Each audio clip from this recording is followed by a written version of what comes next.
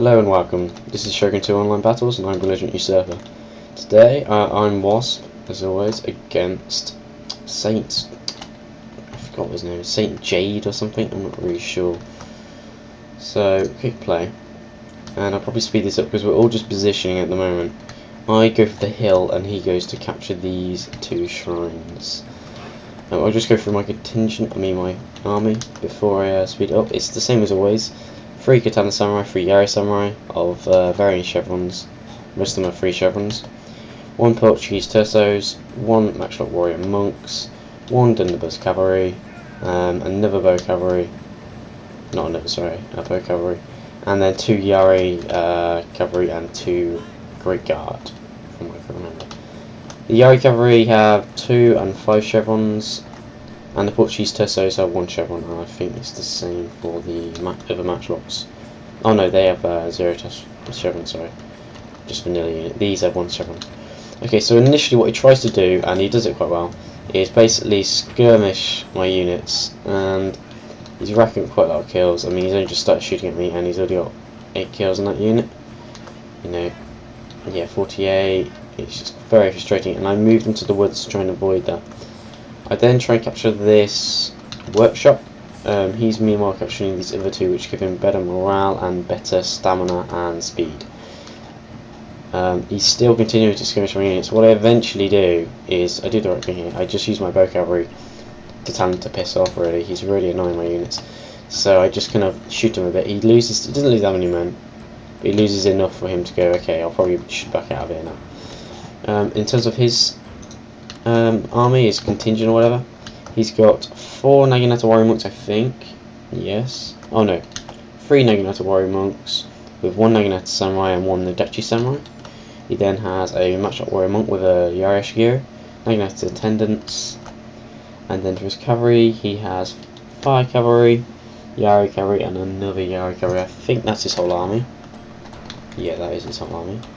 So quite a balanced build actually, in comparison to mine.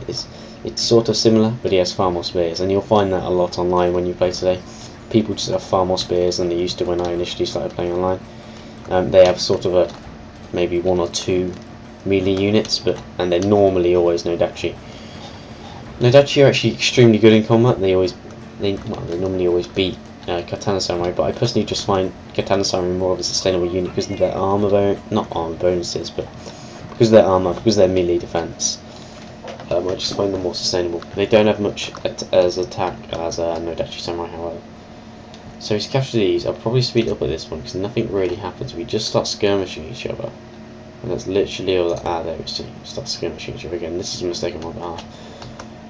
But yeah, nothing actually happens. We're just skirmishing, and then he sort of does something weird. Well, he doesn't do something weird. He basically gathers up his units for an assault. And I don't think he probably should have done this, because the reason is because he has a skirmishing advantage in terms of his general, because I cannot compete with that with my bow cavalry. He could just shoot my lines and be a complete dick about it, but he actually just assaulted me, because you know, some people are just they just will not engage. I actually went into a battle where we were both on a hill. I beat him skirmishing because I was using my matchlocks and my Dunderbuss, and I beat him skirmishing, and he refused to attack me. And I just said, okay, I'm in the same position as you, I'm not going to attack you up a hill because I'll be at a disadvantage, so he quit the game, which is a bit stupid. So he kind of pretends to charge me to get my bow cavalry to go away, and then he gets into the line of my matchlocks, my Tersos, which was a mistake on his behalf because yeah, he lost about 7 men. It wasn't that many, but it was still, you know, men he could have kept. At least it wasn't his fire cavalry though. So now, yeah, he's moving for a massed assault.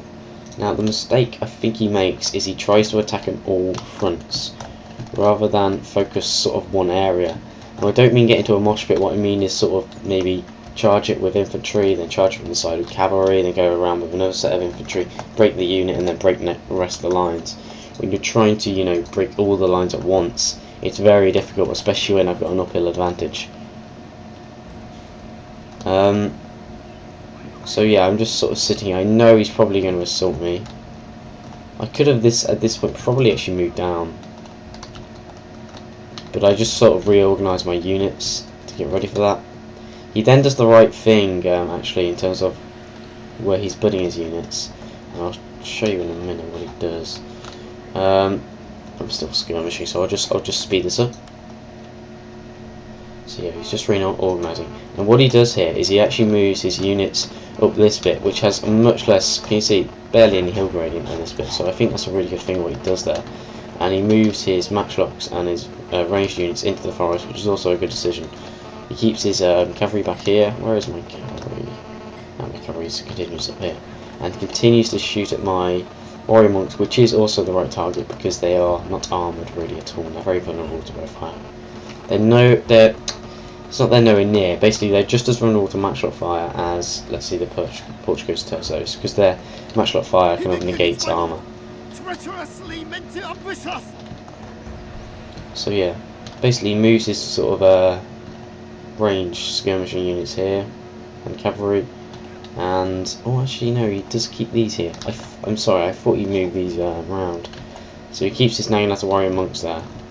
But you really don't want to assault on that because it's such a big ledge, and it's not very ideal for his matchlocks either. Neither is it for mine matchlocks, because look, they can't see down this bit here. So he starts charging my units up here with his Nodachi, and he also tries to go around with his fire cavalry, and I respond by moving my cavalry to my right flank. He then charges my bow cavalry with his Naginata attendants. They're worth like 200 koku. They can be very useful though, backing up matchlock units. That's what people mainly use them for, from what I've seen. So yeah, my matchlocks warrior monks get some. I'm just going to slow it down here because it all gets a bit bloody crazy. Okay, he's moving up his matchlock warrior monks. He's meanwhile attacking. He will attack in a minute with his fire cavalry on my right flank. He's also attacking his Nodachi into here, my Yari samurai here. And on top of that, he's charging his Naginata attendants into my Dunder's cavalry and assaulting pretty much on all fronts. So it is quite a lot of chaos, but if I handle it right, I know I can win. So yeah, he doesn't do the assault here, I actually do the charge. I'll just give you a slow-mo of this.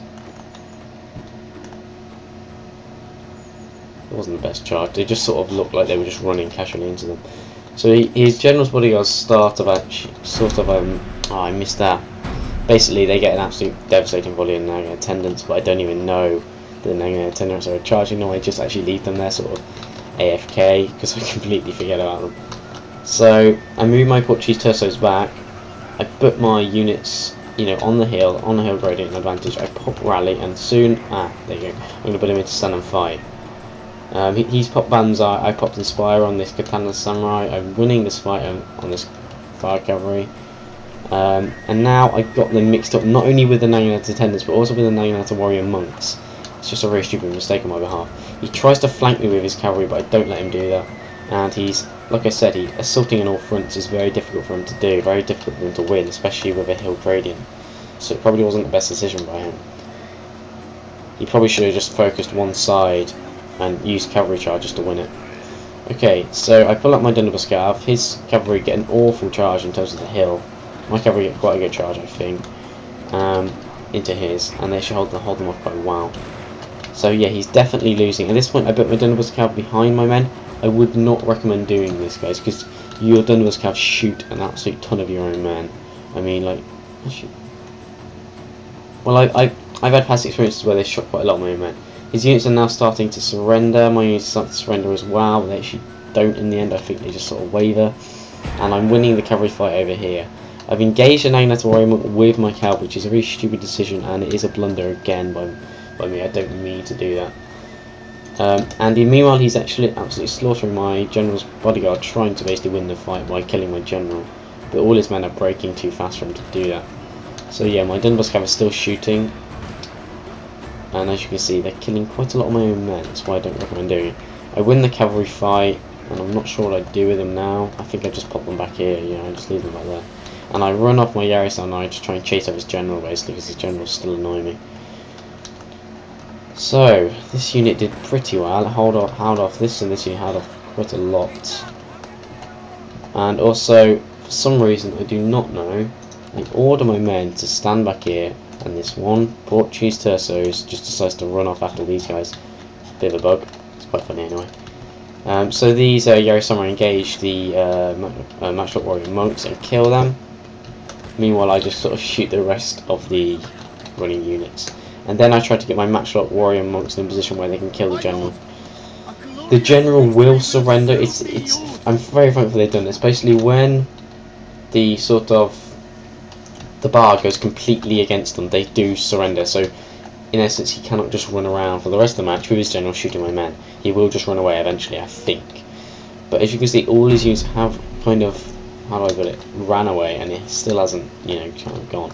And because of that, I do manage to get a volley off of my matchlocks. As you can see, I run them forward, sort of getting killed by bow fire.